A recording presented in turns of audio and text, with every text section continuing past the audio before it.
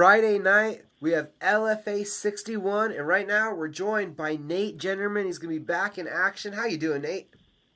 I'm doing great. How are you doing, man? I'm doing well. Starting over again, looking to start a new win streak. Where are you at right now?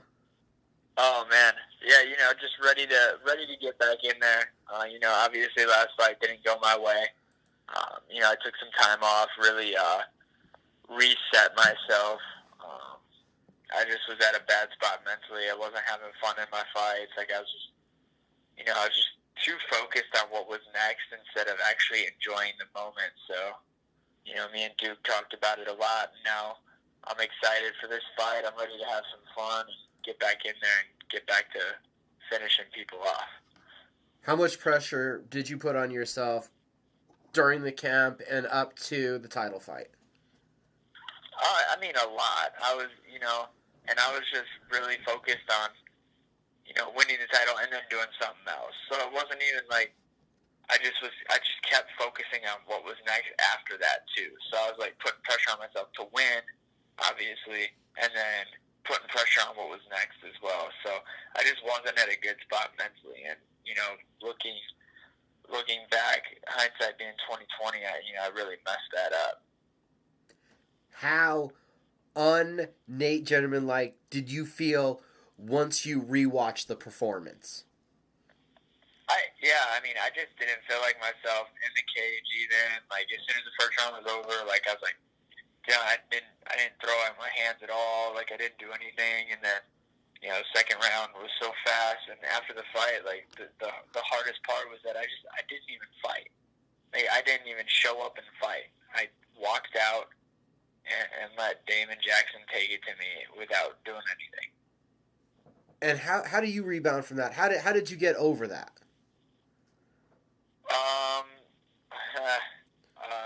Just like a lot of soul searching, I guess. I don't know.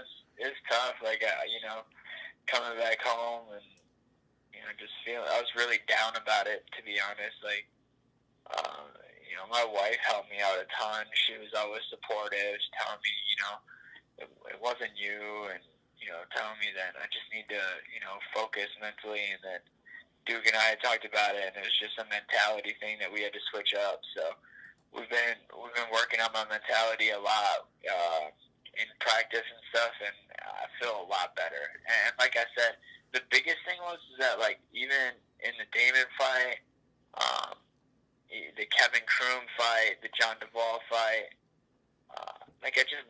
I wasn't really having fun. Like I never really enjoyed it. Like I won the Duvall fight and I won the Kroom fight, and like I enjoyed it in the cage, and then in the back I was already like, okay, what's next? Like what am I doing next? Like I wasn't really enjoying myself from the fight. So me and Duke talked about it, and I just gotta like sit down, enjoy it, be in the moment a little bit. Then, obviously don't be in the moment too long and, like, not get back to work, but enjoy yourself a little bit, and then it's time to work again. And how much of a change have you went through during this camp, during this period of preparing for this next endeavor, this next fight? A ton. Honestly, like, physically I feel better than I ever have. I'm bigger than I've ever been in terms of like size, pure size. I'm a lot stronger, and I haven't been lifting weights like crazy either. Like it's been from what we've been doing at practice. Like we've been really cracking the pads, killing it on the bag, upping my output a lot, and just being when I'm at the gym, to be in a killer mentality.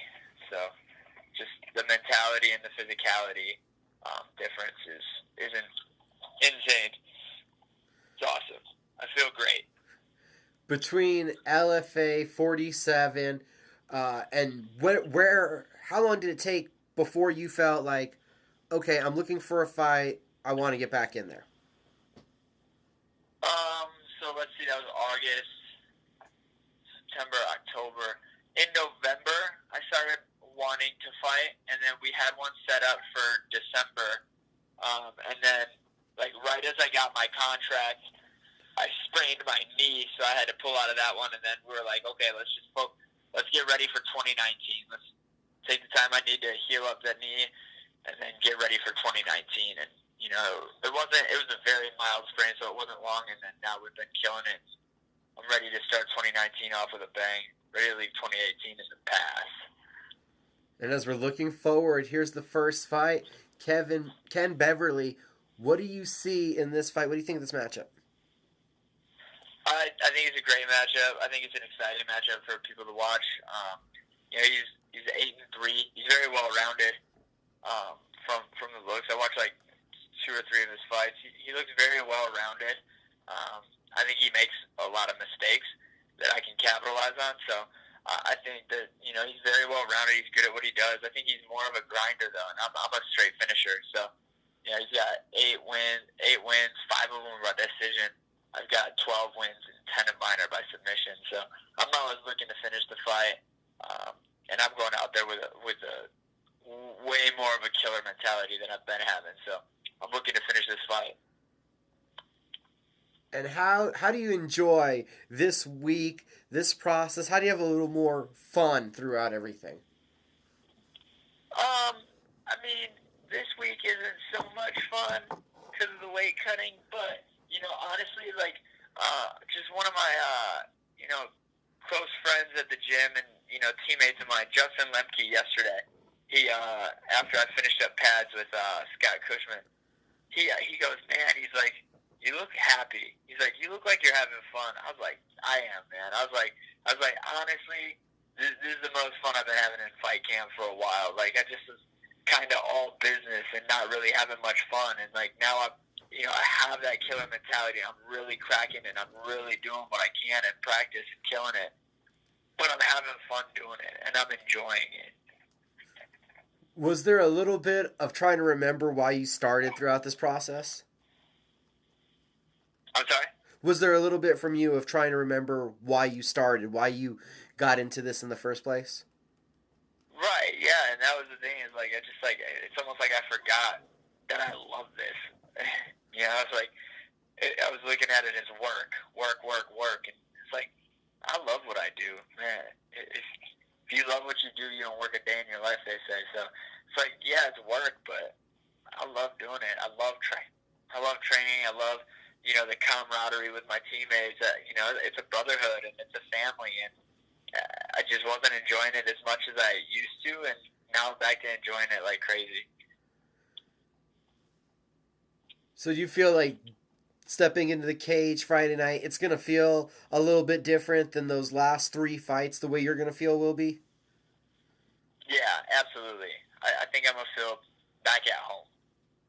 Just being home again. I love being in the cage. I love fighting. Like, I feel like home is where I'm, like, free to just be me and do whatever I want to do. And you know, so I'm excited. I'm excited to get back in there. Really. Truly excited. And what's the expectations then for how you're going to perform, for what you want to get done in the cage? You know, I always have high expectations for myself. And, you know, I'm going to go out there and, you know, do what I do. And no matter what, I'm going to have, you know, critiques for myself because I'll always be my biggest critique. So, you know, I'll come out of it, but yeah, I feel like I'm going to perform very well. You know, I feel great. The weight is going great. Everything feels fantastic, and I'm ready to go, and I'm excited to get in there.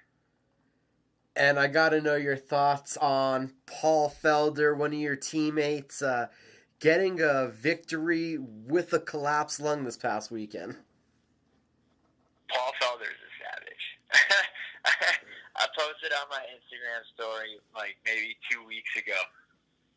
Paul was rowing on the air rower like crazy, and I just took a small video and then I put it on there and I said, when I grow up, I want to be Paul Felder. And he thought it was funny. And, I mean, for real though. I mean, that guy. I mean, last fight against Mike Perry, he broke his arm in the first round, finished the fight, and lost a split decision.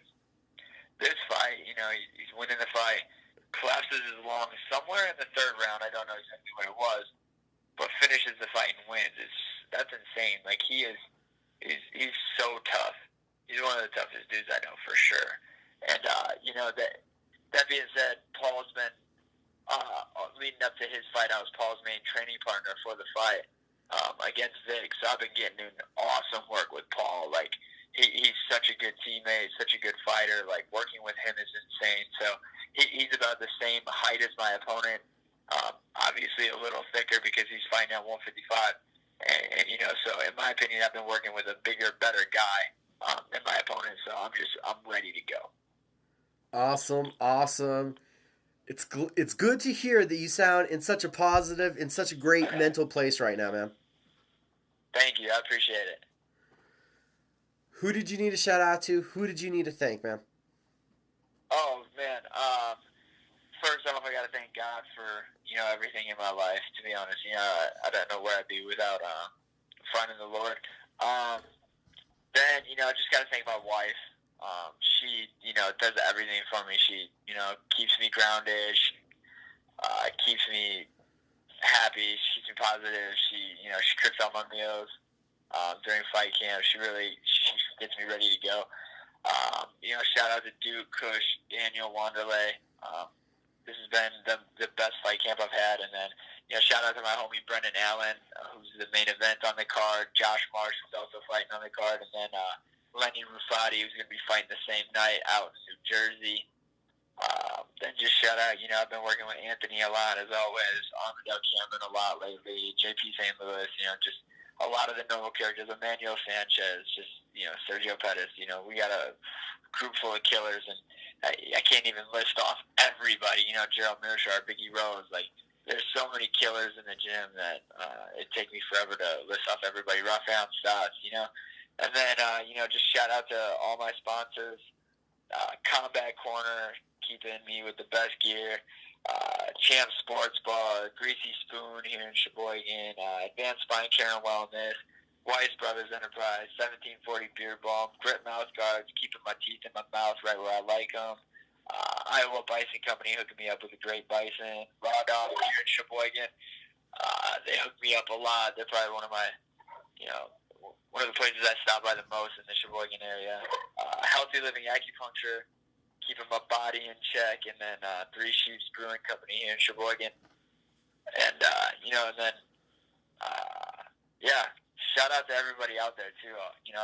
Everybody that's been supporting me. I had a lot of support coming out of the Damon Jackson fight, even coming off of a loss. Like, the amount of support was insane, and I can't wait to prove to you guys that I'm way better than I was then, and I'm ready to get back in there and take care of business and work my way back up. And quickly want to touch on it. Is there a different energy when it's a business trip like this where there's a group of you? As you said, there's 3 of you from the camp, and you guys are going from Milwaukee to Minnesota. Sure, the coaches are going. Is there a different energy when there's a group of you? Yeah, I think it is, yeah. Because, you just get to start feeding off of each other and getting hyped up. And, Josh is going first. He goes out there and takes care of business and handles it quickly or, super efficiently. It's like, man, then, you're ready to get out there and handle it. And then if I do it too, then, when I do it too, Brendan's going off of the hype of 2 of us going out there and, whooping some ass. And then he's ready to defend this belt, whoop some ass too, So just feeding off of each other, it's really good. And let everybody know how they can follow you on social media. You can follow me at Instagram, Nasty Nate MMA, and then on Twitter at Nasty Nate MMA. So nice and simple, same thing. Friday night, it's Access TV or be there live at the Mystic Lake Casino in Lake Pryor, Minnesota. It's LFA 61. Nate Jennerman, thank you for the time. Thank you. Have a great day. You too, sir.